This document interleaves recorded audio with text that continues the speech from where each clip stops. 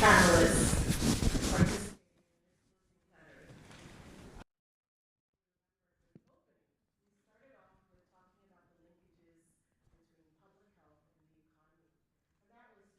In centering public health and science within the context of the overall development of any economy, city, and to really show how important it is. We end this symposium really taking a critical look at our pandemic preparedness systems here in the US and globally. And that again is for strategic reasons, because we want to make sure that we're ready and we get it right, we learn the lessons. And so the panelists for today's closing ceremony, I'll start with the introductions. One person needs no introduction.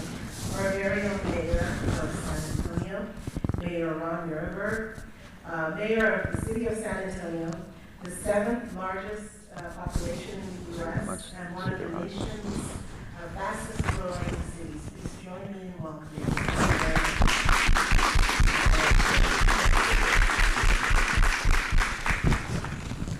We also have, as our panelists, a gentleman that I have the privilege of. He's the president and CEO of Texas Biomed and a physician scientist in his own right. Welcome, Dr. Schlesinger. So on the screen, we have Dr. Soji Adeyi. He's president of Resilient Health Systems, which is a policy advisory firm. Soji has over 20 years at the World Bank as director for their health portfolio. And he is the author of Global Health in Practice, Investing Amidst Pandemics, Denial of Evidence, and Neo-Dependency. Please join me in welcoming Soji.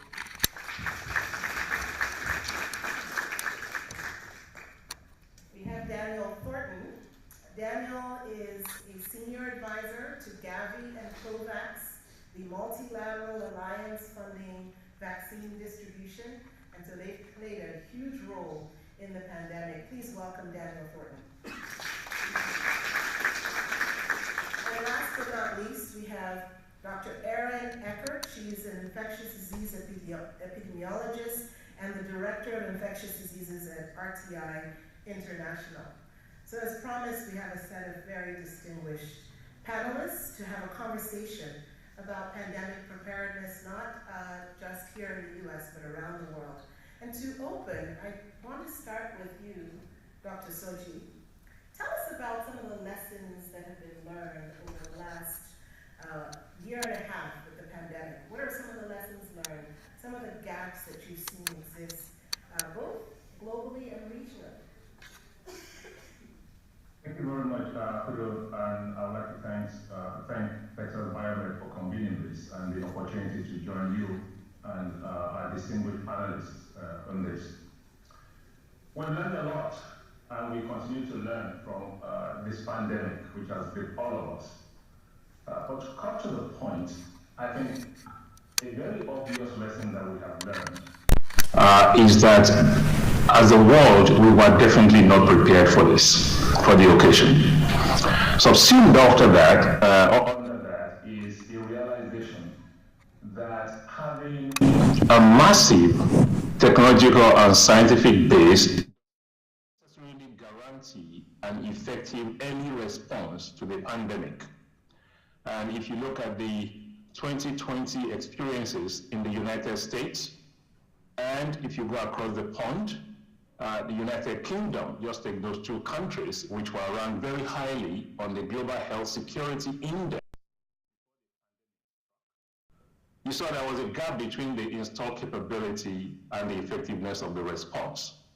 And I posit that what we saw there was a massive deficit in leadership capacity at that time. You might call it executive ineptitude, for short, just to be clear about it. Another lesson that we learned, and this is a painful lesson that the Global South learned, is that in times of peril, they're on their own. And you saw this manifest in the way commodities were ordered, diagnostics and then vaccines to start with. And we also realized that some of the norms of international civility broke down very early, such as erratic closure of borders, etc. There are also pockets of strong performance. Paradoxically, some of those did not come from where one typically would have expected. And I want to single out the Africa Centers for Disease Control and Prevention for this, because that has been one of the shining lights in this response to the pandemic, the Africa CDC. We've seen that global level constructs that are supposed to aggregate the interests of all nations and foster equity in access to technologies, be they diagnostics and vaccines, are put up very questionable performances.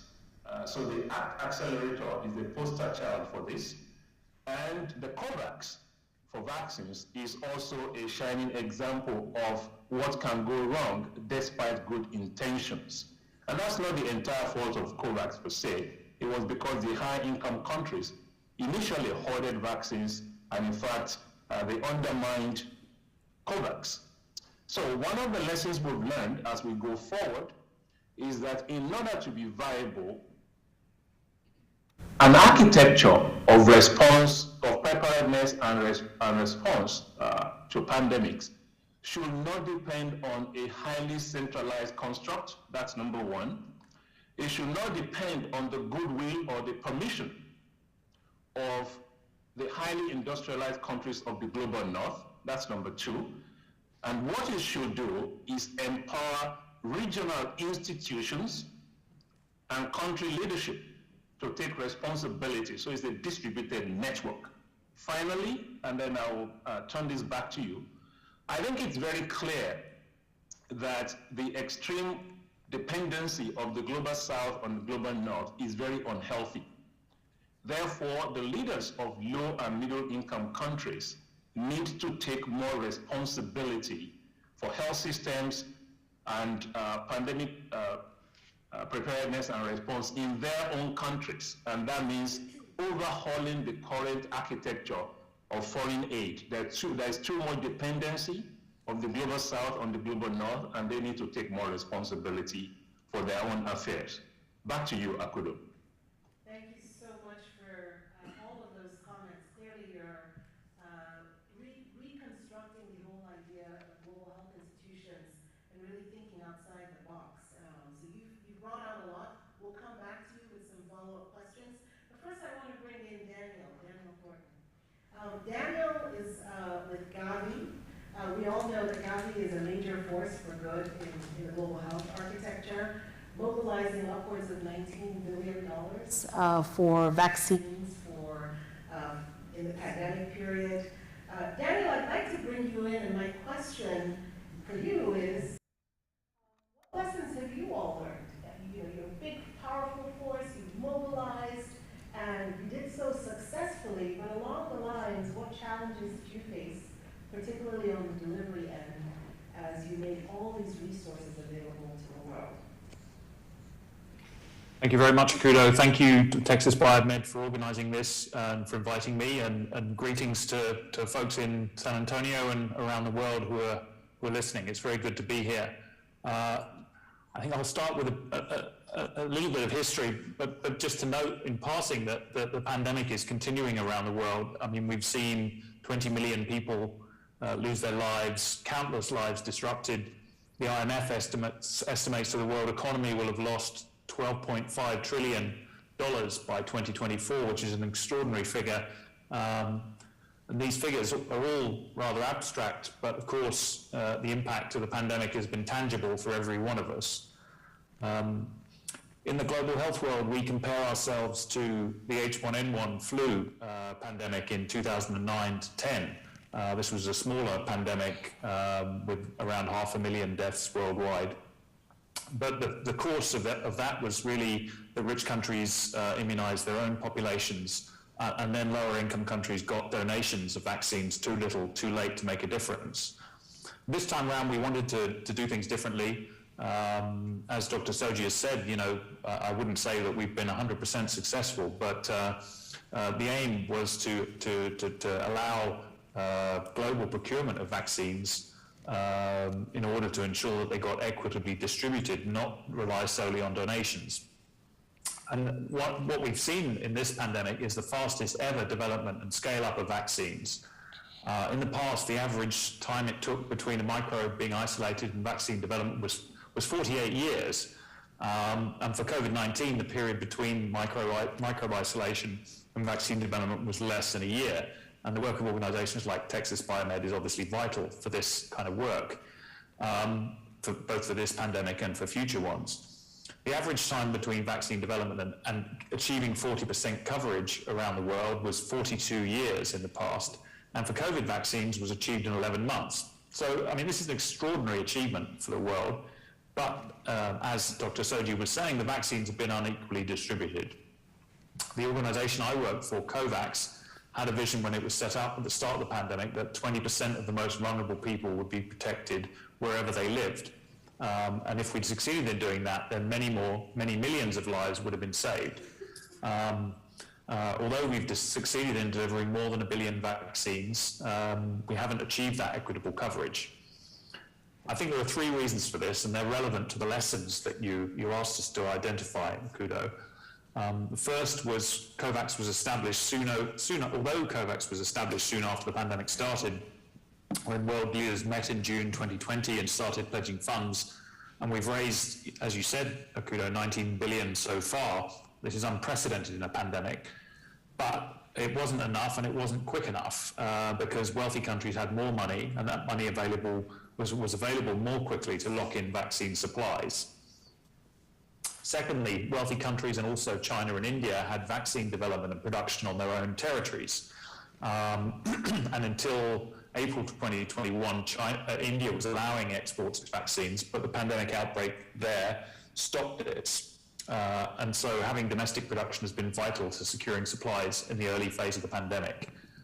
And this has all meant that vaccines have really been available in a kind of income cascade, starting with high-income countries and working their way down. And low-income countries, many of them still don't have 10% coverage, which is way too low to protect their populations. And many elderly people and healthcare workers are not protected. So this brings me to the third set of reasons, which are about the challenges of running immunization programs in lower-income countries. The goal is vaccinations and not just vaccines, not just achieving equality of supply, but achieving equity in outcomes by raising coverage everywhere. And running very large immunization programs is challenging anywhere, and every country that has seen those challenges early on, but because vaccines are highly regulated products, and they need to be stored at the right temperature and administered by trained workers.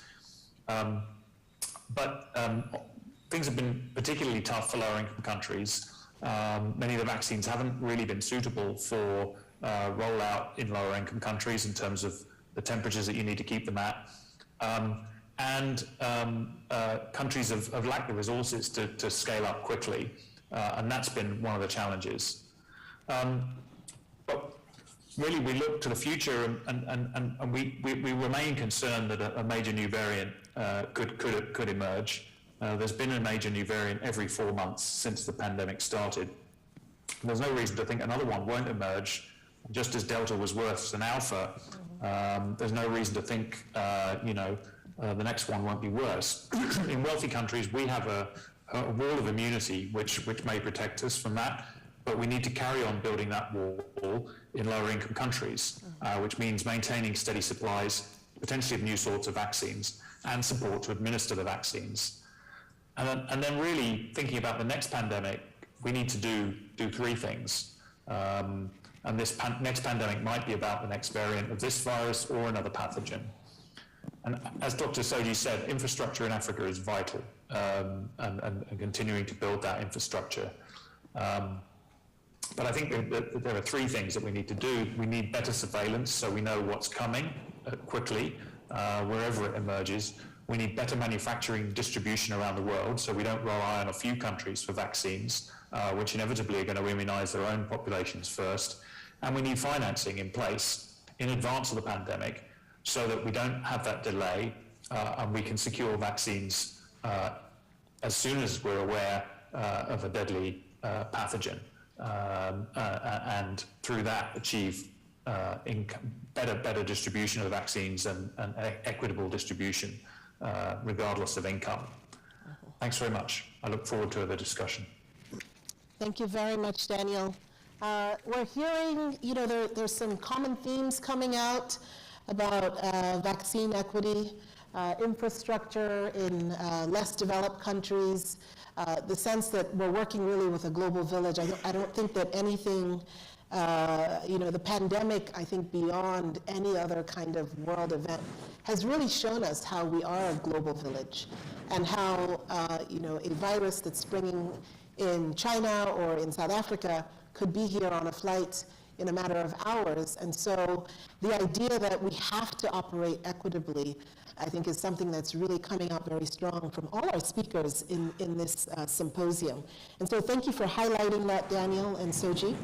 I do want to move on to Erin.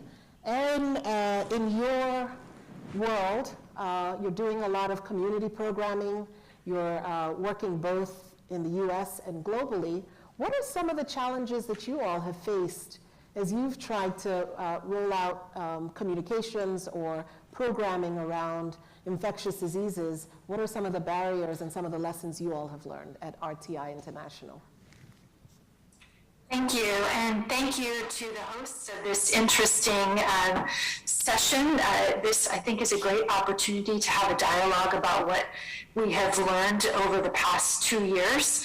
My own remarks are based on my own experience in sort of 2 domains, both professionally through my work with RTI, where I am a malaria expert and focused on malaria programming primarily in Africa, and then through my personal experience during this pandemic, volunteering with the County Department of Health here where I live in Arlington, Virginia. And interestingly, and I think to your point, the lessons I have derived from those 2 very diverse scenes are almost the same, and that is the importance of investing in the community as a prevention mechanism for future pandemics. Firstly, to say a couple words about my experience working on malaria. I was at a conference last night, actually, in a different reception for World Malaria Day, where someone referred to malaria as the world's first pandemic. Now, I don't know how strong the claims are to being the first, but certainly evidence of Plasmodium falciparum has been found in Egyptian mummies, so we can safely say the malaria pandemic dates back, several thousand years. And here we are, and it's still one of the biggest killers of children globally right now. And vaccine, we spoke about how quickly the COVID vaccine came to be. Well, we've been working on a malaria vaccine for 50 years, and it was only last October that the first vaccine was licensed for use. So just to show you about the slow pace of science in some of these other domains and how amazingly fast COVID has, the science around COVID has moved. But from malaria, because we didn't have a vaccine, but we do have effective drugs, the issue with malaria is first of all preventing, and second of all, diagnosing and treating children early in the course of the disease to avoid mortality. It's a disease that's easily treatable if caught early, but in many places, because of the resource issues that were discussed earlier, getting out to those communities is difficult. So particularly, I think, during the Ebola epidemic in West Africa several years ago, a lot of lessons were learned that we were able to leverage in this current pandemic. And those were that focusing on health facilities was not the most effective way of reaching people in many cases for malaria. During Ebola, people were afraid to come to health facilities, afraid to have contact with the health authorities for many reasons, which meant if we wanted to prevent malaria or treat cases of malaria, we had to reach out to the communities. We had to work with the community health workers, teach them how to diagnose and treat the disease, teach them how to do advocacy and information giving around prevention, use of bed nets and other mechanisms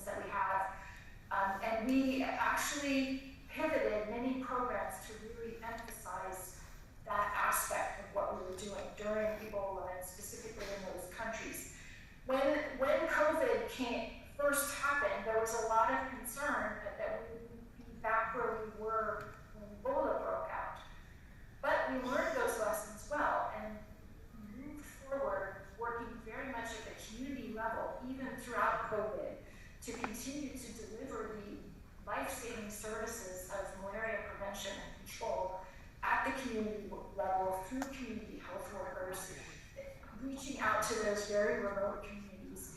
And we're by and large successful. Yes, there was an uptick of malaria cases during the pandemic for all the reasons you can imagine, but it was nowhere near what was estimated at the beginning. And I feel that that was a success of this strategy of really continuing services through communities. Then quickly pivoting to my own personal experience, I volunteer with the Medical Reserve Corps, which is a national initiative started after 9/11 to train lay people or retired doctors, nurses, clinical folks on preparedness. And at the time, it was on preparedness for a potential bioterrorism attack. But when COVID hit, in my community and many other communities, we were able to pivot and use those trained volunteers as a response force for the COVID pandemic. As those of you working in the United States know, our public health system, if you can call it that, has been neglected and underfunded for a very long time. So when COVID hit, those people responsible for delivering the services as they evolved really were under-resourced to do what they needed to do. And here in Arlington, Virginia, and many other communities, we were able to leverage a volunteer force of, in my community, over 1,000 people volunteering on a daily basis, taking on tasks like running testing centers, helping with the epidemiology of the data coming in, helping do education programs, and then when vaccines came on, staffing the vaccine clinics around the county in a way that if it had been left just to the employees of the county, they would never have had the resources.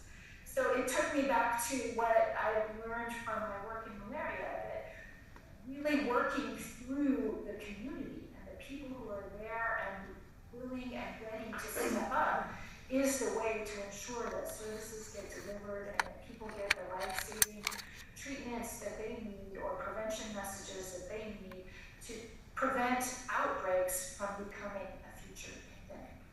So I'll stop there and happy to have further discussion. Thank you so much, Erin, pointing out the importance of community and the value that we're all seeing pivoting and making use of existing systems and applying that to a new challenge such as COVID. I think Larry, you have a few things to say about pivoting. Coming from Texas Biomed. So why don't you tell us, we're in that preclinical space at Texas Biomed.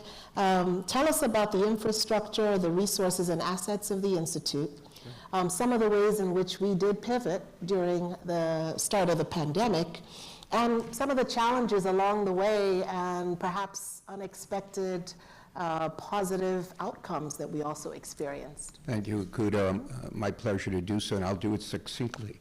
I'm a tuberculosis researcher. I've been in the field for 30 years, and so my career has enabled me to travel the world. So I wanted you to know from a personal perspective, my passion for what we're doing at Texas Biomed, and particularly growing it in the global arena, comes from my personal passion and understanding of the challenges that we face around the globe. When I talk about Texas Biomed, I'm going to tell you a story about a local institution with global impact. That's the way I'm going to talk about Texas Biomed. We are, just because we have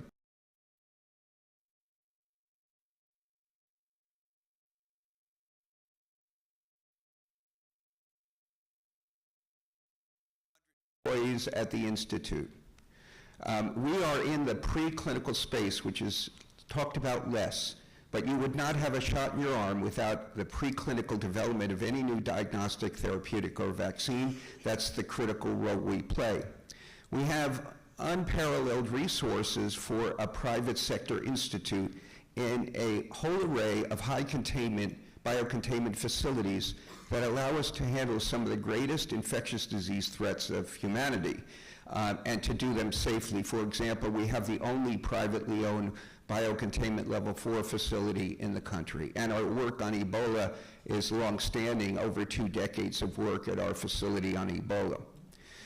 We have also one of the 7 national primate centers, and I'll tell you at the end here the importance of primates to get a shot in your arm. And then we have an interesting, I would say, hybrid structure in history, in that we've been working with outside agencies for decades, and we also have been working with regulatory agents like the FDA for decades. Texas Biomed has played a critical role in the cure for hepatitis C through our previous primate work related to hep C. In fact, one of our prior investigators were involved in the discovery of hepatitis C. We've been working with Regeneron for about 7 to 8 years, first in the arena of Ebola and bringing the vaccine to Africa through our preclinical work. And now, as you might have heard earlier, we did all the preclinical work on the monoclonal antibody cocktail for COVID-19. And I'll tell you the story about what a nonprofit can do for global health in just a moment. But actually, I think I'll tell you that now. I come from 34 years in academia, but let me tell you what a small nonprofit can do. We saw the tremendous challenge of COVID-19 in January, February of 2020. We don't have departments. We have programs. Think about them as Olympic circles that interface from the basic science, from the molecule to population health. When we smelled the problem of COVID-19, we pulled all our scientists in a room, not one department or another. We brought everybody in one room and said, how can we make a difference with this tremendous challenge we're about to face? And in one meeting, we decided our expertise was to bring animal models for COVID-19 forward so that we could work with industry partners to bring diagnostics, therapeutics, and vaccines forward. Okay, so then what did we do? Well, we talked to our marketing and development groups, and we put out an urgent call for help. We didn't want to wait to write grants. We wanted to move. So with 11,000 donors, within 7 to 10 days, we raised $5 million US. That means within 2 weeks, we launched our very first primate studies, uncanny. And in 2 months, we had fully established and validated the primate model for COVID-19. Now, around that time, we get a call from Pfizer. Said, you know, we've got this vaccine. It's this new technology called mRNA, and we've been working with BioNTech, and we cannot engage in clinical trials without a validated animal model, and we think that the primate model is the right model for COVID-19. Would you help us? So that was about April of 2020. And so we began doing preclinical studies in COVID-19. And what that means is that we had already grown up, sequenced and validated the virus, and we could challenge the animals with and without their vaccine.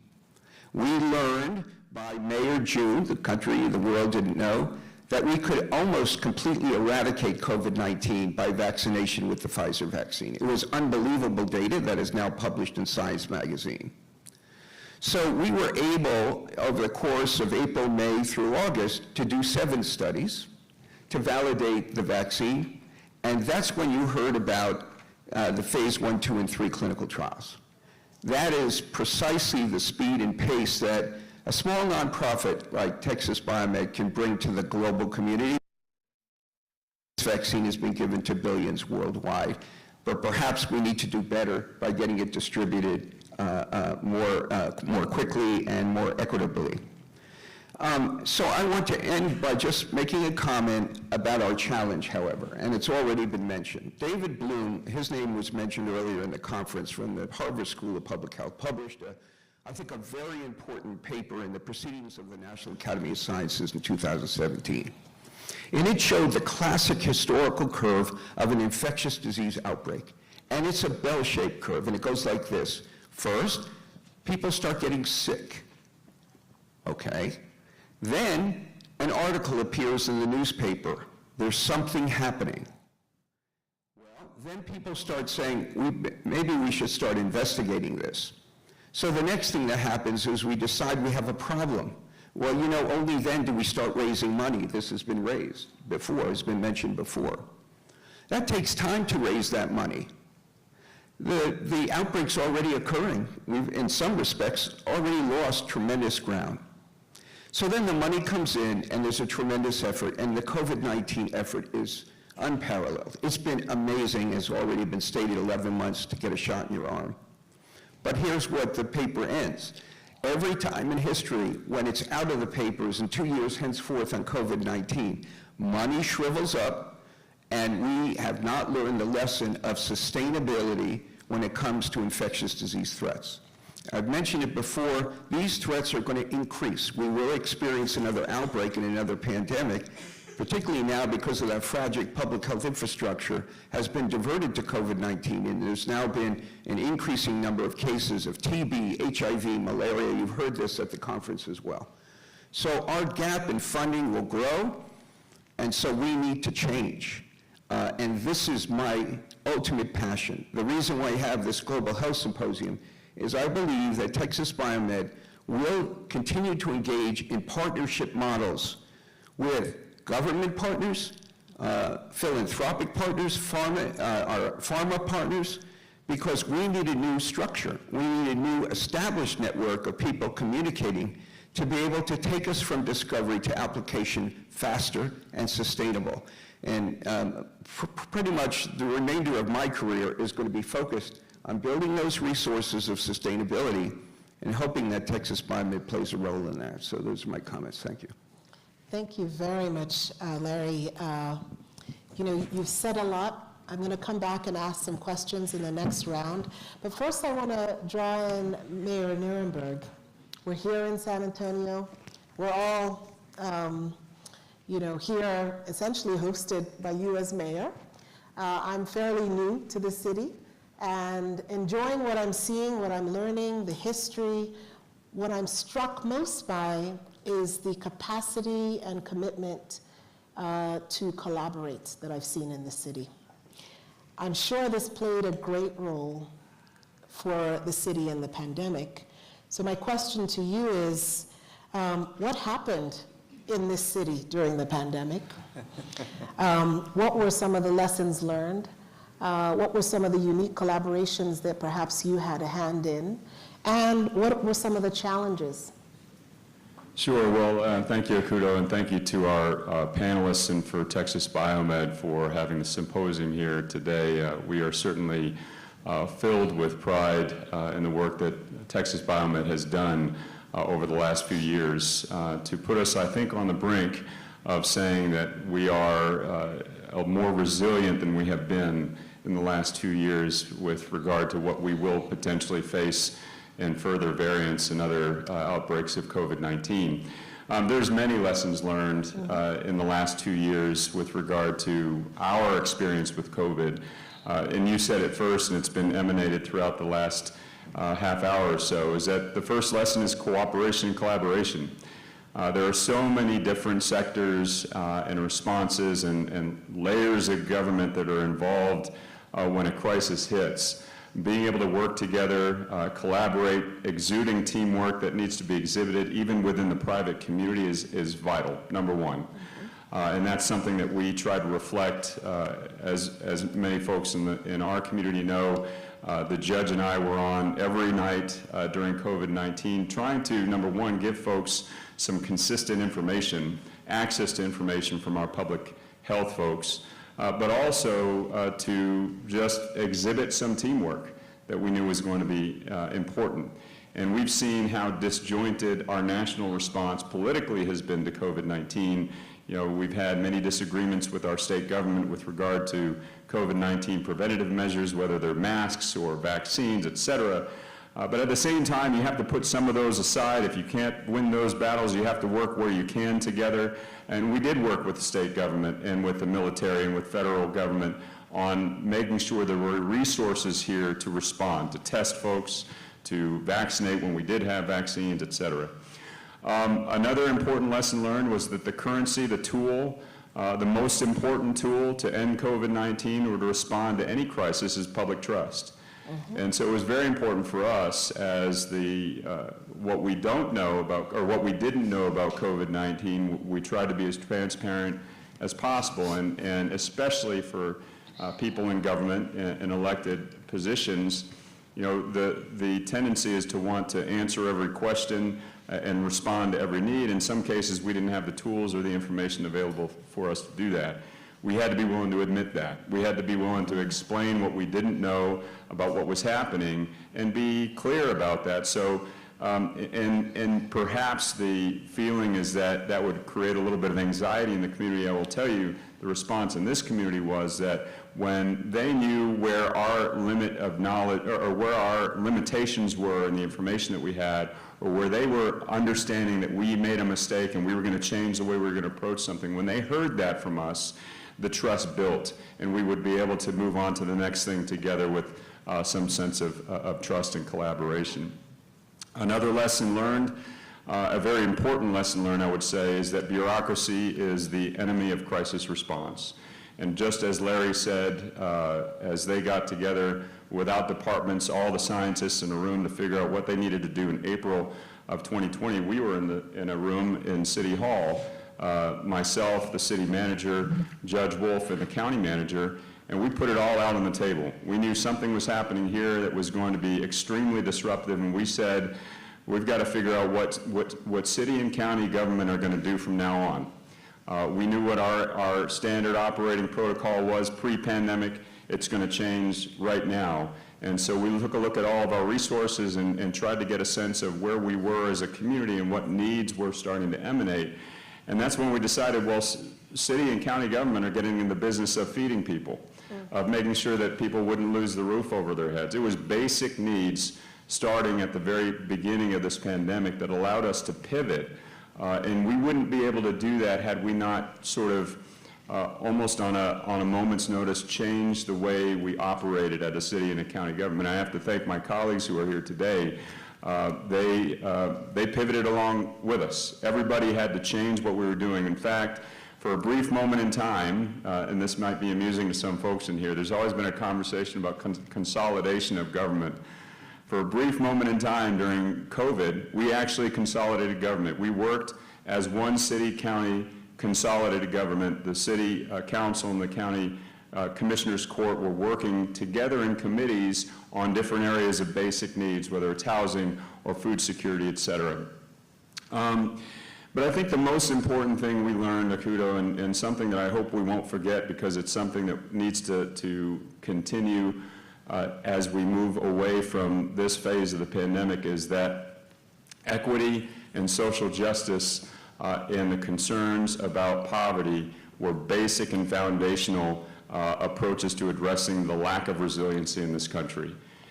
You may all, and folks across this country, and maybe even across the world, when you close your eyes and you think about the early images of the pandemic, you will remember the photos taken of the sea of cars that were waiting to make their turn at the food bank.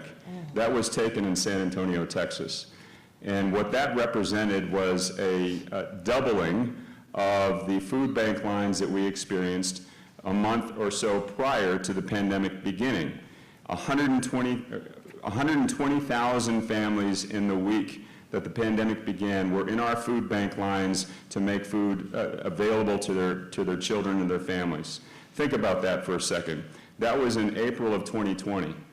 That means in the 7th largest city in the United States, a place where we had roughly 3.5% unemployment, we had billion-dollar weeks of investment from private sector employers moving to San Antonio, creating jobs. We had the best economic momentum we have had in a lifetime. We had 60,000 families a week who were needing the food bank to put food on the table. That's the level of socioeconomic inequity that we experienced in a major American city. And we're not unique. Those cars represented the millions of American families across this country who were one crisis event away from financial and economic catastrophe. And so that's the lesson, I think, for the country, for our community, is that we have to address those issues of equity. It just so happens here in San Antonio, we have known that. We have had issues with generational poverty for a very long time. And for the last 5 years, my colleagues and I have recognized that and created an equity framework in the way we budget this city. Everything from how we're dealing with a comprehensive affordable housing plan to ensuring that we have a strategy around closing food deserts, things like that to address generational poverty issues. And I could talk for days about the significant public-supported investments that we are making in economic mobility, specifically adult workforce training, as well as early childhood education all the way through K through 12. We are working to create a sustainable economic workforce pipeline to break cycles of generational poverty. If there's a country in America that is committed to ending poverty, it is this city in San Antonio. I could talk for days about that, but what's important is that we are recognizing that the most disadvantaged members of our community, whether they live in San Antonio, Texas, or San Jose, California, the most disadvantaged members of our community are going to suffer the most when there's a crisis, particularly a public health crisis. And we can see that in our public health outcomes. So we also have to be committed to building up what Larry is talking about, which is a public health infrastructure. And we can make investments in our Metropolitan Health District department. We can make investments in partnerships with critical organizations like Texas Biomed and SWIRI, et cetera, and we're going to do that. But we also have to consider the very basics that families need: housing, gainful employment, access to post-secondary education, which is absolutely necessary if you want to live above the poverty line in this country. So those are fundamentals in terms of building resilience in our city, and that is the lesson that I hope we won't forget and that we remain committed to post-pandemic. Thank you very much. Pointing out the importance of teamwork, the importance of social trust and trust in leadership. We had a keynote speaker, Judy Monroe, who is the president of the CDC Foundation. She talked to us yesterday about moving at the speed of trust. So I think this is what you're pointing out as well. And then cutting down the bureaucracy and focusing on what matters most. So thanks for sharing that. I do want to return to our first panelist, Dr. Soji.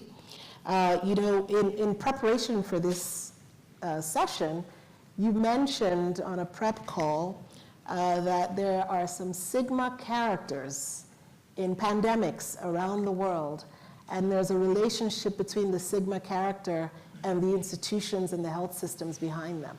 Can you shed some light on that? We were talking about Dr. Fauci here and others. Tell us a little bit about what happens where there's a Sigma character and the response of the leadership and the health system to that character.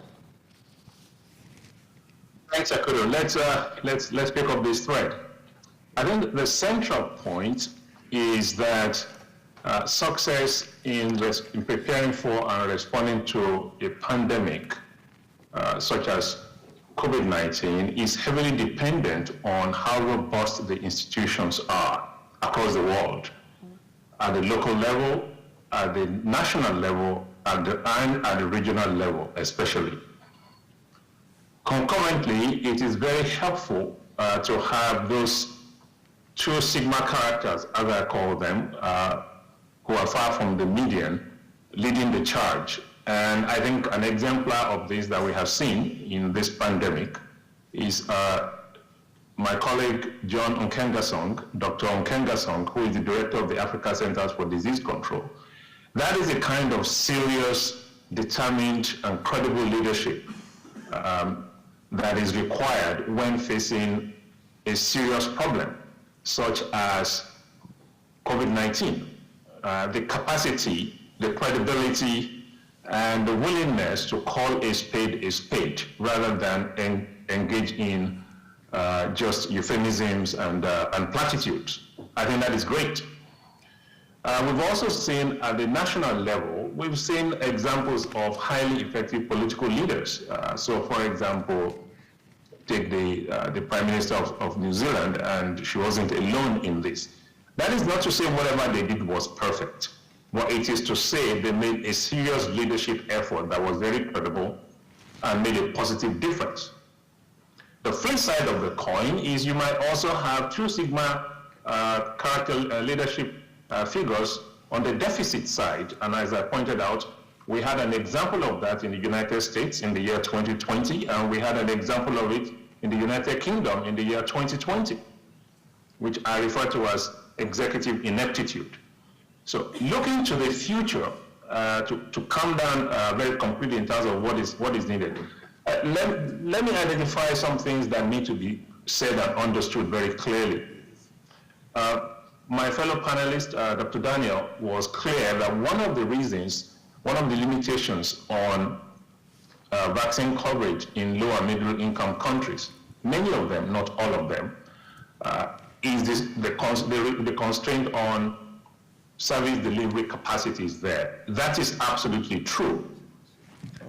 The superior truth is that a fundamental reason for the vaccine deficit in those countries has been the hoarding of vaccines by countries of the global north. And the fact that many times when they were donating vaccines, they donated vaccines that were close to expiration, or the supply of vaccines was erratic, therefore making it difficult for those low and middle income countries to effectively plan for the deployment of their relatively modest service delivery capacities. Both of those are true at the same time. So as we go forward and we think, how does one make the best use of those emerging lessons? I think the next time around, the fate of the global south should not depend on the goodwill of governments in Europe and North America. It should not depend on donations of vaccines. And by the way, when African countries wanted to buy vaccines, quite a few rich countries in Europe and North America refused. They wanted to donate. Now, why would you want to donate to somebody who wants to buy? The reason is the power dynamic. When you are donating, you are in control. So the donation is at the instance of the donor. And that is part of the power imbalance. I would say a grotesque power imbalance, quite frankly, that needs to be redressed. But let me be clear. The responsibility for this does not lie on the countries of the global north. This is not a blame fest. The responsibility for rectifying this, in my judgment, rests with the governments and leaders of the global south. For too long, they have been too comfortable to be highly dependent on donations from the global north, on grant financing institutions bankrolled largely by the global north. And so they were somewhat surprised when COVID broke and the global north essentially said to them, you are on your own. So they need to take responsibility. They need to be more accountable to their own people. And the locus of control, the locus of accountability needs to shift from the capital cities of the global north to the capital cities of the global south. That is crucial, and specifically, more manufacturing in the global south, more investments by and the global south in their own research and development, more public-private partnerships, more robust supply chains, and crucially, the kind of free trade agreements and tax breaks that will crowd in private sector investments. I think this is the way to go, or these are among the ways to go. More of the same will not do. Back to you, Akudo. Thank you very much, Dr. Soji. Daniel, I'm going to turn to you because I think it flows, it's a good segue from what Dr. Soji said over to you, where you all are in a position where you're successfully mobilizing all these resources. You have the trust, right, in the international global health arena, and you are that sort of that basket that pulls in national, nation states funding and their commitments towards vaccines and to infectious diseases. How are you rethinking the partnerships with countries, with infectious disease institutes like Texas Biomed, with the private sector, in the context of now having to speed up and move at the speed of trust? That's a great question. Thank you. I'm gonna spend a moment responding a bit to what Dr. Soji said, because I'm responsible for the dose donation program in COVAX. I'm fully aware of some of the challenges that he's identified. I think a few things on that. One is that we set up COVAX knowing that donations would not be sufficient, and that was clear from previous experience, because inevitably countries try and immunize their own populations first before they start donating. But secondly, some countries did start donating before they'd finished immunizing their own populations, and France and New Zealand are notable in that, some other countries as well. Ultimately, we cannot rely on donations, and although donations may continue to play an important role in giving us a wider portfolio than we can otherwise have and meeting the needs of lower-income countries, we need to be in a different position next time. And partnerships is what it's all about, as you indicated, Akudo. One of the key partnerships that Gavi has is with an organization called CEPI, which was set up after the Ebola crisis. And CEPI exists to fund the development of vaccines for pandemic preparedness. And CEPI and Gavi are two sides of the same coin, which is getting vaccines ready quicker in pandemic situations. So CEPI works with institutes like Texas Biomed around the world to make sure that technology is in place, and researchers are collaborating, and the funding is there rapidly to bring forward vaccines. And then Gavi is there to raise the funds from donors and to make sure that there's a market there, so that the manufacturers scale up production and we achieve economies of scale, and we can get the vaccines quickly to lower income countries.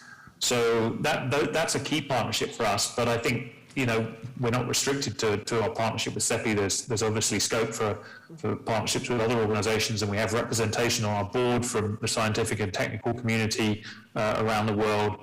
And those are vital partnerships. I mean, Gavi was set up as an alliance of organizations working on immunization, recognizing that no organization can do this on its own. The world's too big, the immunization challenges are too great.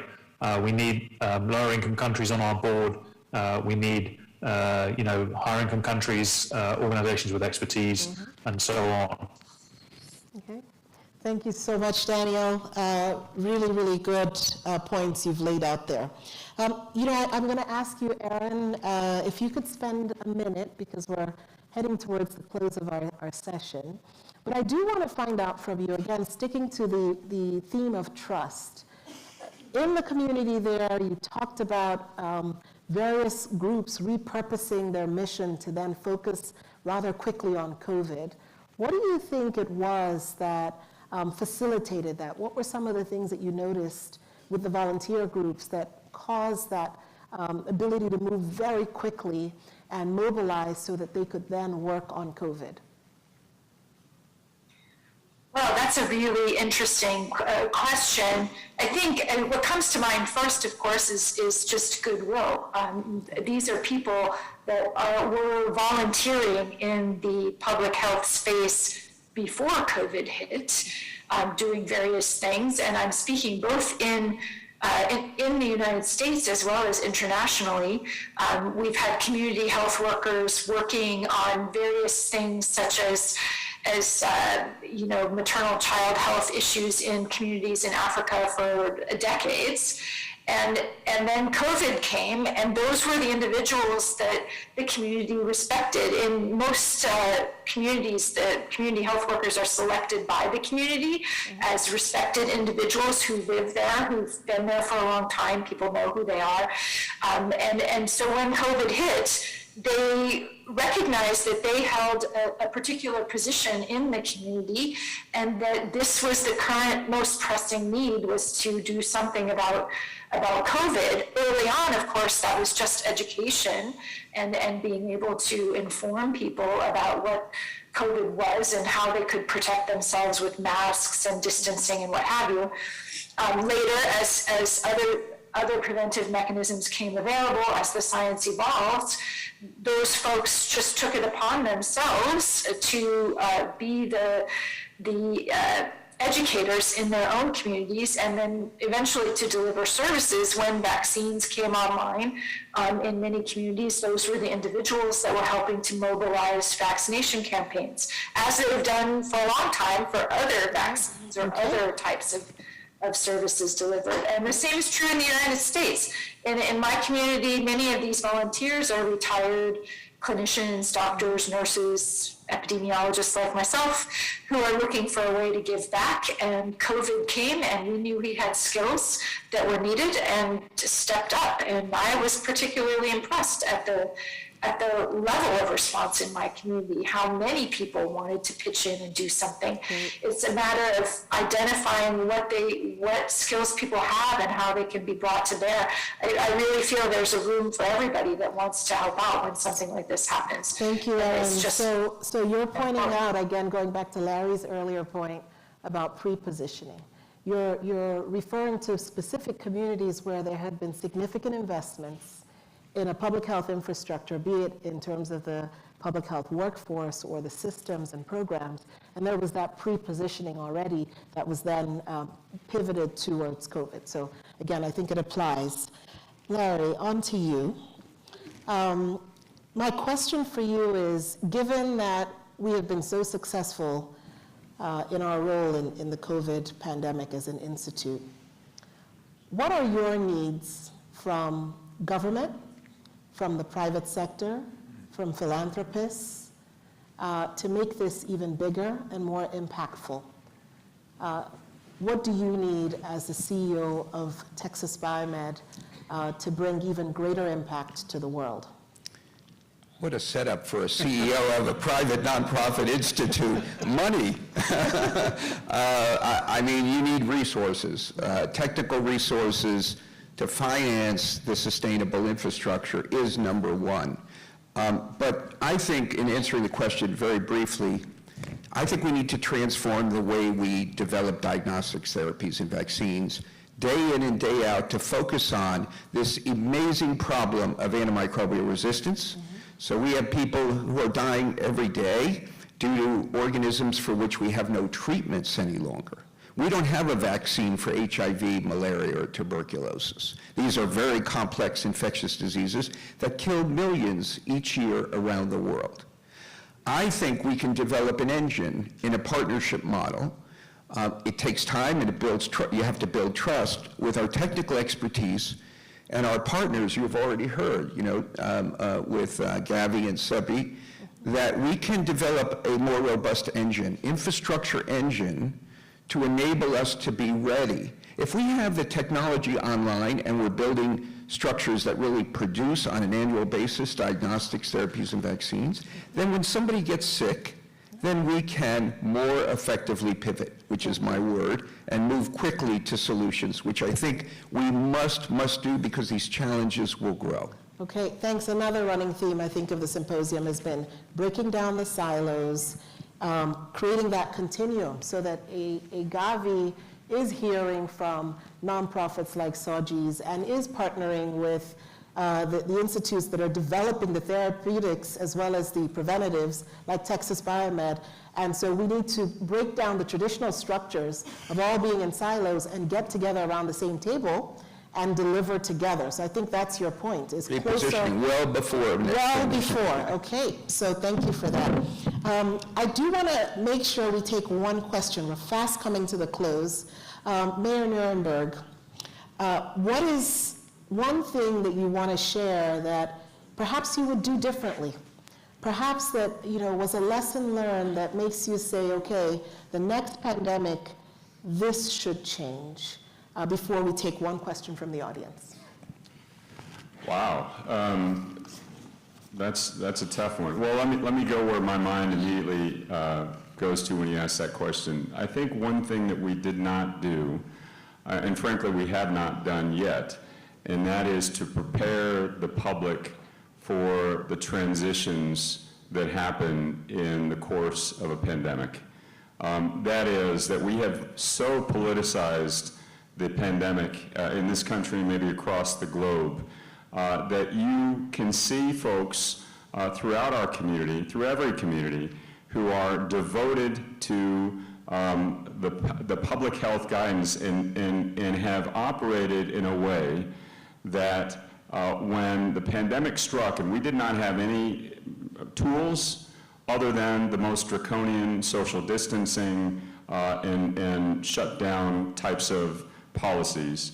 That was our only way of dealing with a infectious disease that we really had no data and science to guide us with. And there are many folks, I think, that are still in that area because they see everything on the other side as totally dismissive about the impacts of the pandemic. We have to work with our communities to expect transitions in the way we handle infectious diseases, particularly new ones. That there is going to be a phase where if we don't have any tools, we're going to have to be working together as a community in some really difficult ways, but as we gain more knowledge, as we gain more understanding, as we have more science and we have more tools available to us, we're going to pivot our response. And I don't think we have been very clear with the public on how we do that. And even you can even see it today as the CDC issues changes nuanced language in their mask guidelines. That there's a really abrupt and political response to that, when it's a natural course in the evolution of dealing with what has become the COVID-19 pandemic. Thank you. You've highlighted something that I think is not easily apparent, and that's a really good lesson learned. Thank you. I want to take one question from the audience. Any takers? Okay. Well, it must have been a very, very clear panel. So without further ado, I want to thank all of my distinguished panelists today, Dr. Soji Adeyi, Aaron Eckert, Daniel Thornton, Dr. Schlesinger, and Mayor Ron Nuremberg for joining us. Thank you for giving us your time, your insights. We appreciate you, and please join me in giving them a round of applause.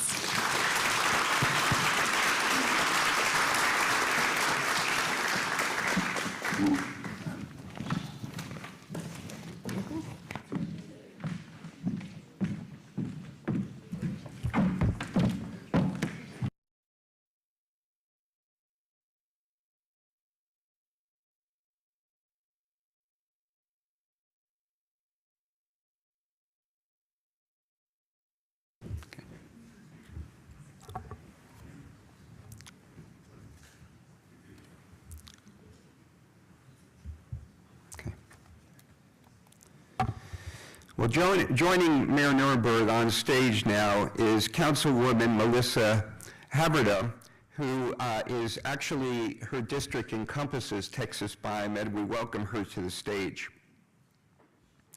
I know we've all sat in awe at the steady and sure way that our city leaders look to sound policies and to science to guide decisions and these policies over the past few years.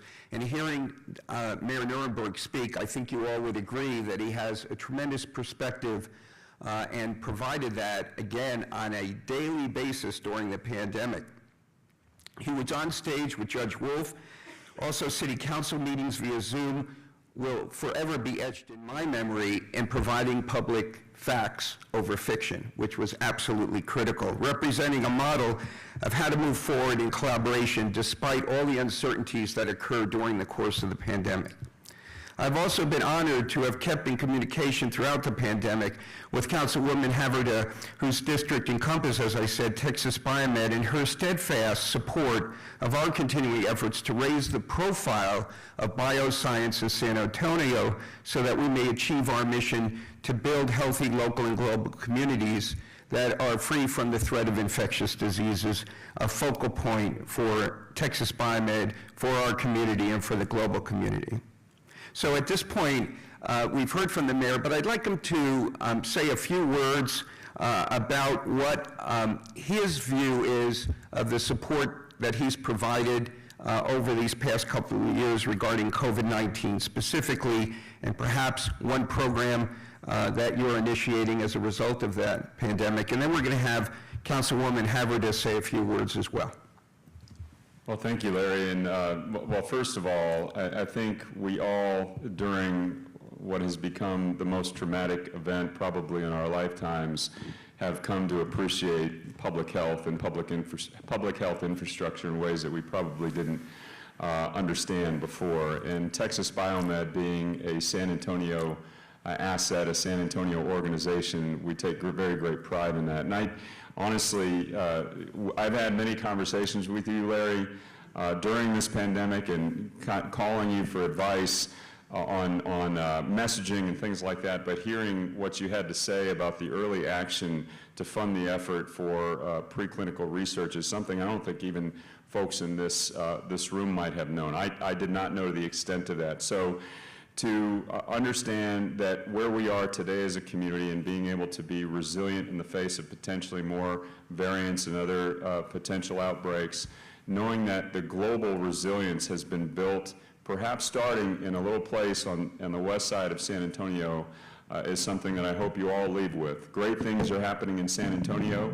This city government, which is represented by, I think, a quorum of my colleagues here, is being supported by a community that collaborates together, private sector, government, as well as the community at large, and couldn't be prouder of the efforts that we put together. One of the things I will say that we are leaning forward on, though, as a result, we have all experienced collective trauma. I think it's important for us as communities, as a nation, as a globe, to give ourselves some grace and some space to talk about what that trauma might be. It's not just the pandemic, but the last 2 years have been really tough for folks. We've got to understand what that is so we can all respond to it together, and that's something that we're doing together at the city with our new mental health strategy called SA Forward, which is centered in part on mental health. But we are working together to make sure that we are attacking trauma and building resilience from the health standpoint first. Fantastic. Thank you. Councilwoman. Thank you, and good afternoon, everyone. Thank you to the Texas Biomed Research Institute for organizing this symposium. Thank you to Dr. Schlesinger and all the speakers from across the globe and across many disciplines who played a role in confronting the COVID-19 pandemic. Thank you for coming to San Antonio and to share what you know and what you learned. From a leadership perspective, this year's symposium takes on a watershed role. We are in a defining moment, and the decisions we make in the wake of the pandemic will have consequences for generations to come. We are all called to crisis leadership in a sudden and decisive way, and the test changed us, hopefully for the better. The past 2 years have reinforced many of my personal leadership guideposts and shined a light on others that called for all of our attention. I believe the best measure of a community's well-being is the well-being of its most vulnerable community members, children, the elderly, those with special challenges and special needs. When those who can't care for themselves are thriving, our entire community is thriving. We saw this firsthand during the pandemic.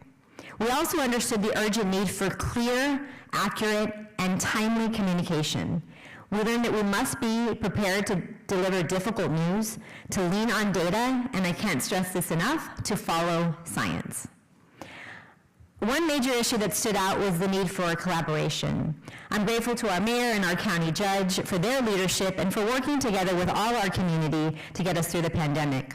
I'm also grateful to all of our public health community workers, healthcare workers, first responders, hospitals, community associations, neighborhood associations, media, and the scientific community, especially here in my beloved San Antonio, and as mentioned in District 6 where Texas Biomed is housed.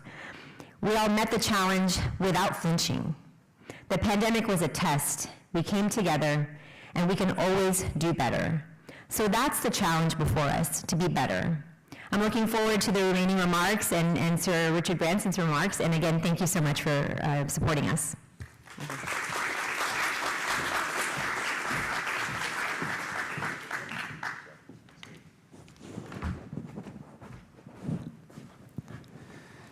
I think, thank you very much, Councilwoman. I think the support from the city is going to be even more obvious to you as I welcome the leaders of our city council to the stage at this time. Please come on up with us. John Courage, Clayton Perry, Manny Pelez, Dr. Adriana Rocha Garcia, Phyllis Villagran are all here to support the initiative we've put forth as this symposium with regard to global health. Unfortunately, our current city manager Eric Walsh is out of town. He couldn't join us today. But I should mention, because I haven't previously, I think Cheryl Scully's name has come up at least once. She may be here. She was our former city manager, is now on the board of trustees at Texas Biomed, has also been incredibly supportive of our efforts working with the city. So now with everyone on stage, it's my honor and it's my privilege to present the mayor and the city of San Antonio with the inaugural Texas 2022 Texas Biomedical Research Institute Stand for Science Award. You'll note, and I'll show you in a moment. You can't note it yet until I give it to you. Stand, please. So you'll note that this award, this beautiful glass, symbolizes the double helix, which is actually part of the Texas Biomed logo, and this will be awarded each year. This is a very special recognition for the consistency in which you've supported science and solid public health measures, even if it wasn't popular to do so. We appreciate your commitment to research and progress, and let me personally thank you for the continued support that you've provided during the last few years in particular. Join me in an applause for this special award of the city.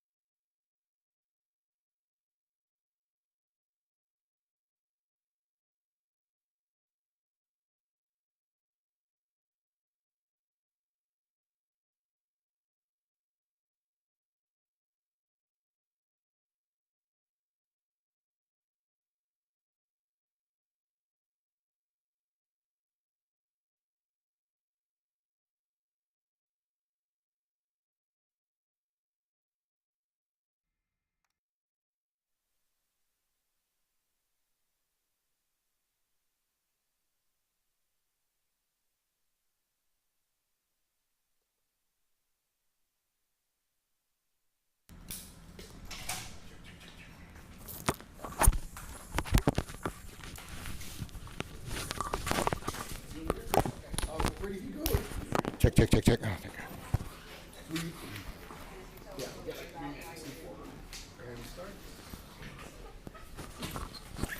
Hi, Mayor. Hi. Thanks for being here. Appreciate it. It's a big deal for us. Oh, wow. Well, we're glad you're letting us talk to you.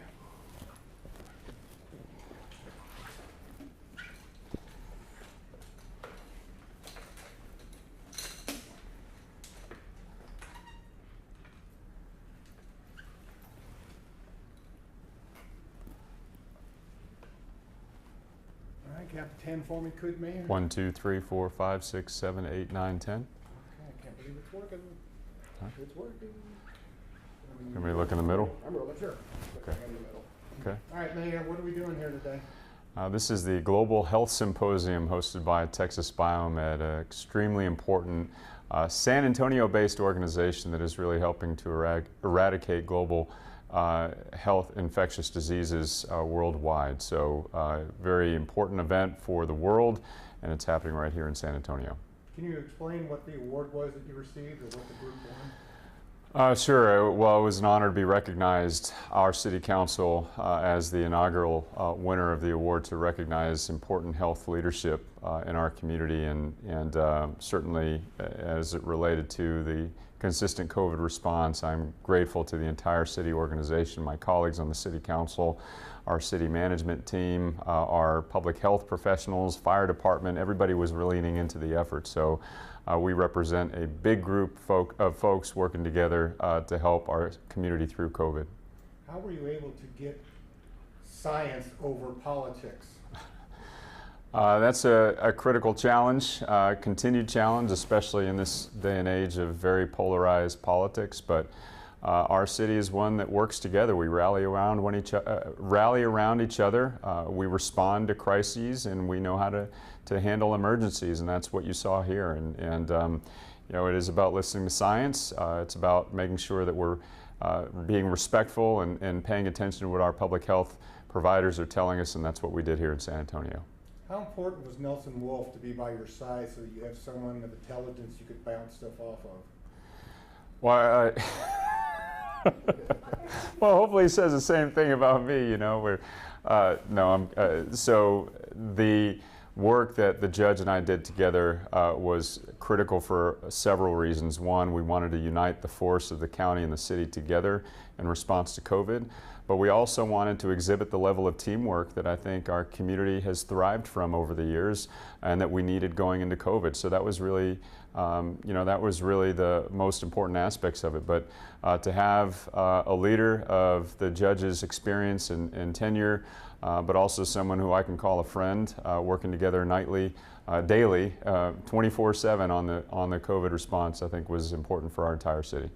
So, I mean, it helps, not stating that you weren't smart in what you were doing, but the idea is that when you're dealing with people that have political issues, it seems easier to have someone that's as smart as you equally to go against what they're trying to say. No, it was funny how I heard it come out, but no, it's fine. Absolutely, the work that we did together, the judge and I, was important for our entire community. And you know, we brought different perspectives together, different strengths and experiences, and we played off each other well and worked together as a team, and that's what our entire city did. What do you expect to hear from Richard Branson today that you are looking forward to? Well, Richard Branson is one of the world's leading philanthropists, and I expect to hear his perspective and support of our public health entities, our health entities in general, organizations like Texas Biomed that are doing important research across the world, and how he and others of his caliber are leaning into the effort for our global sake. What do you think that people should know about this that couldn't attend the symposium? This is thousands of people who are gathered together here in San Antonio and virtually through San Antonio at Texas Biomed, hosting the Global Health Symposium. And that shows you the power of public health. That shows you the power of health research that's happening right here in our community. And do you recognize faces in the audience that you know are supporting you? Absolutely. The audience represents, you know, thousands of folks across sectors, but certainly they're well represented here in San Antonio. And can you name off the people that stood up on stage with you today? They're all my city council colleagues. Give you all those. Yeah. Okay. Yeah, and I think you wanted to watch Yeah, I want some of this. So. to get in there. All right, anything Thanks else? a lot. Thank you Nope. so much. Thank you. So much. Sorry, you had such good answers. Oh, no. I apologize if No, I didn't came mean off wrong. to laugh at the question, So- just the way it came out. It's kind of funny. Well, you had someone good to stand next to you, and I mean, you know what you're doing, but it's Yeah, always no, good to I have know, I'm someone just- like the wizard. You got to have the wizard with Good you. to see you. Thanks.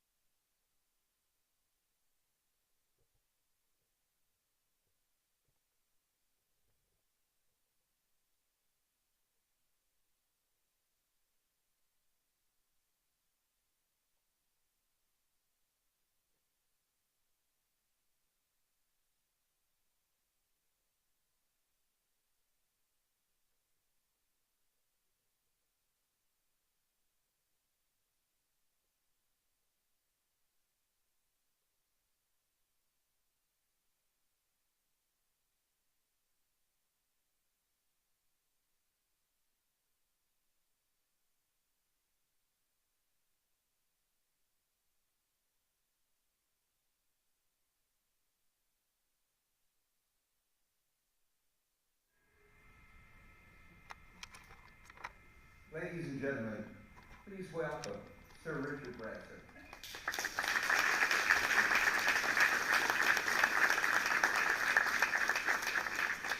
Hello, Richard. How are you? I'm extremely well. Just cut myself shaving, so I'm waiting I'm looking at the rain. When it starts bleeding, let me know. Hey, all right. Well, where are we speaking to you from? I'm fortunate to be on Necker Island, which is a beautiful part of the world in the British Virgin Islands. So I'm a little bit spoiled today. Got it. Well, we're all excited to have you and listening to the video, transforming people's lives, tackling the greatest problems in the world, satisfaction in making a difference. Certainly goals we all aspire to live by, and really appreciate everything that you have been doing and are doing in these arenas. You know, we've spent the last couple of days or so at this symposium bringing together very diverse groups of people from around the world, with hundreds streaming in, to really talk about the future and creating solutions so that we can be better prepared for the next pandemic and make global development more sustainable, equitable, and healthier for all. You've certainly been part of this global network and created a nonprofit that's tackling these challenges and others in the environment that we hear about very frequently. Your video was such a great introduction, so I want to just jump into conversation with you, Richard, and focus our very brief time together on what we can learn from your entrepreneurial philosophy of screw it, let's do it. So what I want to ask is, scientists have been exploring and tackling the issues around pandemics and other infectious disease threats that I know you know about, HIV, TB, malaria, etc. We want to learn from you. What can we do to take bigger risks, to think out of the box, to help us be better in sustaining a healthy humanity with these threats upon us? What would be your contribution, your thoughts? Well, I mean, it's incredible what scientists have managed to do in the decades that I've been alive, and in the last 2 or 3 years. I mean, the speed that scientists worked with COVID was wonderful and remarkable, and you know, I may owe my life to them. You may owe your life to them. Incredibly grateful.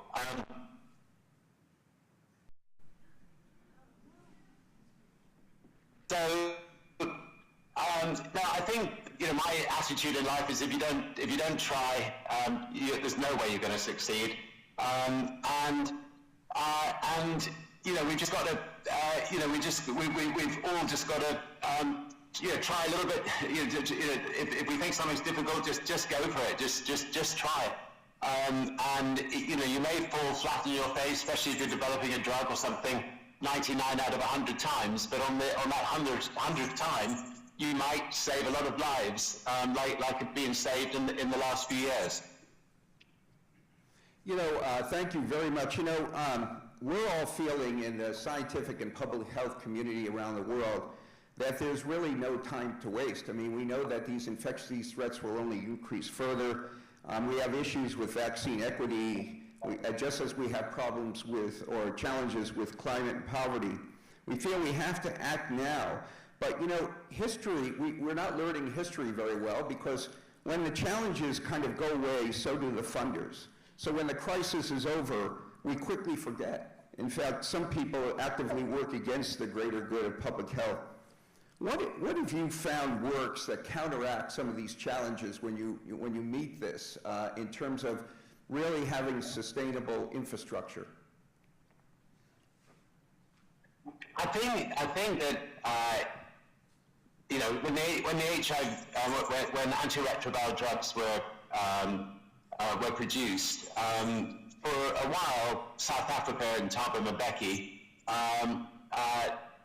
spoke out against them, and I actually went to South Africa and did a big speech and basically said, look, you're killing tens of thousands of your own people by not giving them antiretroviral drugs. Your health minister is talking garbage, and you're a bright, intelligent president who's fought for the ANC, and you've done some fantastic things. Please allow antiretroviral drugs into South Africa. That this is not a plot by the West. And we got into dialogue, and at the end of the dialogue, we said to each other, what can we have that could come positive out of this? And we decided to form the African CDC, so that out of a slightly negative initial conversation, an organisation could be formed that could do great things in Africa, like the CDC does in America and Europe. And bizarrely, there wasn't a CDC in Africa. And then through the last 2 years, we've been on the phone to the African CDC with our team of people every week, trying to see how we can help, rallying people with deep pockets to help, it by no means perfect, but I think it was a little bit better in Africa than it might have been otherwise. So I think that scientists sometimes need people who can, with a voice, to get out there, speak out to the skeptics, which obviously you've had a fair number of skeptics in the last 2 or 3 years, which have been very unhelpful. Answer their fears. Give the people who are out there speaking the information so they can put it to best use to try to educate people. Yeah, now that's terrific. In the 2 years in which you've been working in the CDC Africa, one of the themes that's come out of our conference is the importance of building bonds of trust, because when you're dealing multiculturally across continents, culture is so different, you have to spend time, I think, to build relationships and trust. Can you talk a little bit about that, the importance of being, as you are, a people person and building those bridges? Yeah, relationships are everything. And even if you disagree with somebody, going back to Thabo Mbeki, we ended up friends, but despite being from, polar opposite situations. So I think, if you'd say take the horrible divisive world that we live in, what I do with you know, if there's somebody with viewpoints that seem to be diametrically opposite of mine, or politics seem to be diametrically opposite, I'll sit down with them, I'll pull out a blank sheet of paper, I'll write down the 25 major issues in the world, you know, capital punishment, drug reform, you know, climate change, etc. Make 2 columns and say, right, which of these 25 things do we agree on, and which of these 25 don't we agree on? And what is surprising is you'll find that even the person with the most extreme views to yours, you'll find out 20 out of 25 most likely you agree on.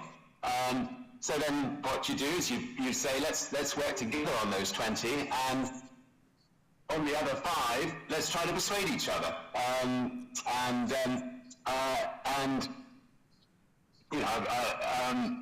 You know, I did this with the eldest son of the Koch brothers, who, you know, and you know, we've become great friends. We're doing lots of great things together on criminal justice reform and other things. You know, we have persuaded him on one thing that he wasn't, you know, in agreement with, but you know, but when you actually get down to meet people, you know, most people are thoroughly decent. They've just got, you know, maybe slightly different diverging views, and it's really important to realize that and to embrace people that you might think are so different than you. Generally, they're not. You know, related to this theme, we noticed that your April book pick was partnering by Jean Owang, who's the founding CEO and president of Virgin Unite, your nonprofit organization. And a key feature of her book was looking at bringing people together on major issues. Tell us a little bit about Virgin Unite and this concept of partnering, and what's active today? What's some of the issues you're working on today?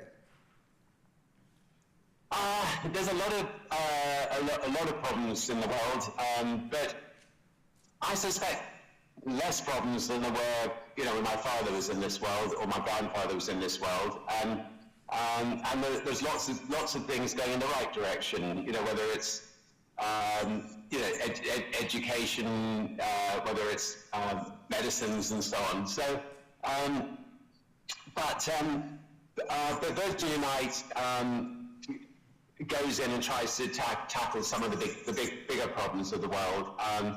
The Elders is an organization that we've founded with Nelson Mandela and Archbishop Tutu and President Carter and Mary Robinson and others. And they will do their best to try to resolve conflicts. Some they've succeeded, like in Kenya. Others they've failed on, like in, say, Syria. But they're out there trying. They also speak out on, you know, issues like climate change, or they set up an organization called Girls Not Brides to try to get countries to allow girls to go to school and not get married off at 14. So we've set up a number of different organizations like this. I mean, like, you know, we have the Global Drug Commission, which is trying to persuade governments to treat drugs as a health problem, not a criminal problem. You know, we've got 20 ex-presidents on that commission. All of us with one voice think that the current approach is the wrong approach, and we're doing a lot of research and scientific research to prove that the current approach is wrong. You know, the capital punishment. I know this week I've been trying to save the life of a young lad who was mentally, you know, he doesn't even know he's about to be executed, and just trying to generally persuade people that in this day and age it is wrong for countries to kill people in order to teach them not to kill people, or to kill people in order to stop them selling drugs. You know, it's normally the small person, you know, like, I mean, in this case, this person was a mule, you know, who crossed the border from Malaysia into Singapore at age 21. You know, anyway, we'll use every opportunity we can to try to, you know, get change on a number of different issues, and because I suppose I travel a lot around the world, I can see, you know, I'm learning all the time. You know, And also the fact that I can pick up the phone and get through to pretty well anybody. You know, I've got a chance, but whereas some people may not have a chance if they don't have that you know, face recognition.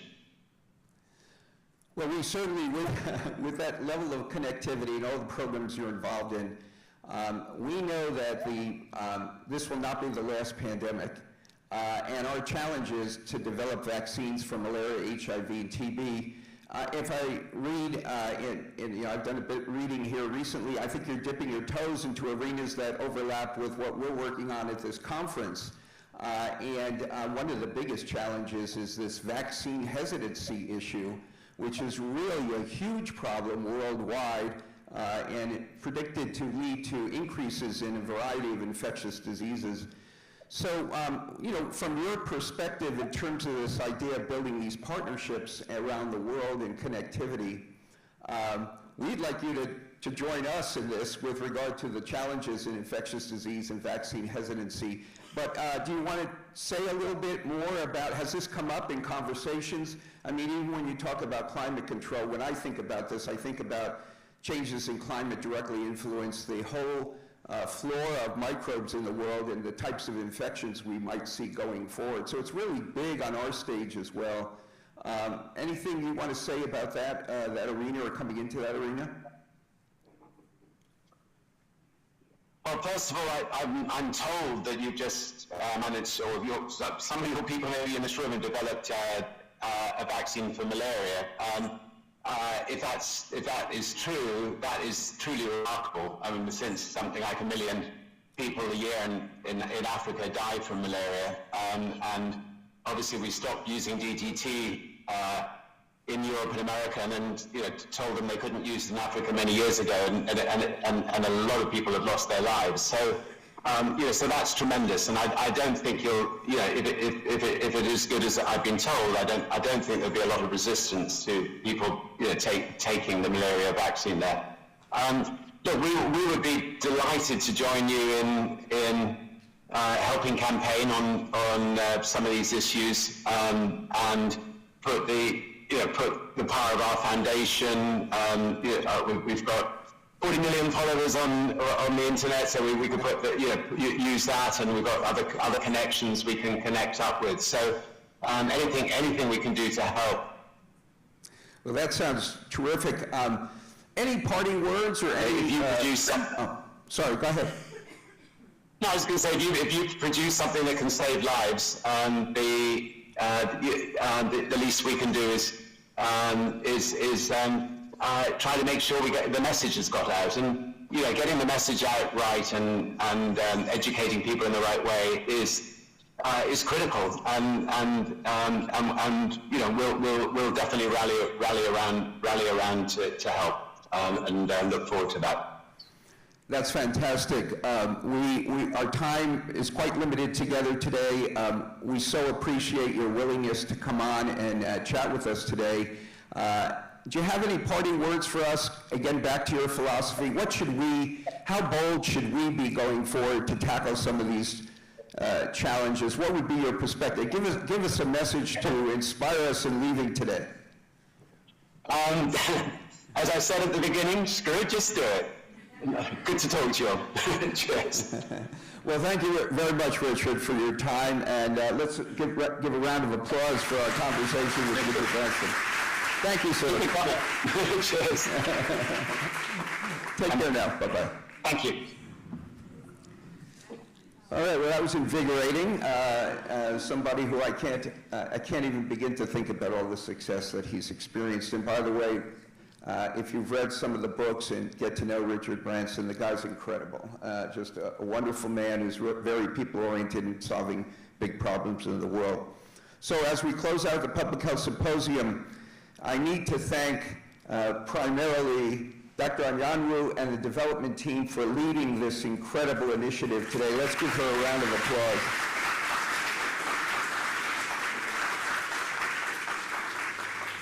I also need to thank all the volunteers at Texas Biomed, some of whom are in the room right now, who've contributed to pulling off this conference, doing a hybrid conference. I think it went pretty well. People all around the world, we didn't have too many problems. Let's thank everyone. It's truly been a terrific experience for me. I've learned so much. Let's consider this the start of something very special and very big. Let's build those networks and those partners, and let's all come together to try to solve what really is becoming one of the major challenges of humanity.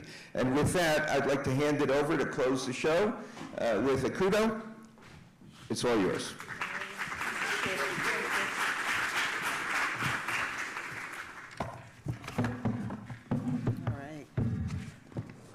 All right, well, thank you so much to everyone who joined us over the last 2 days. You know, we have heard a lot from a lot of amazing people over the last 48 hours. We've heard about the importance of partnership and philanthropy. We've heard about moving at the speed of trust.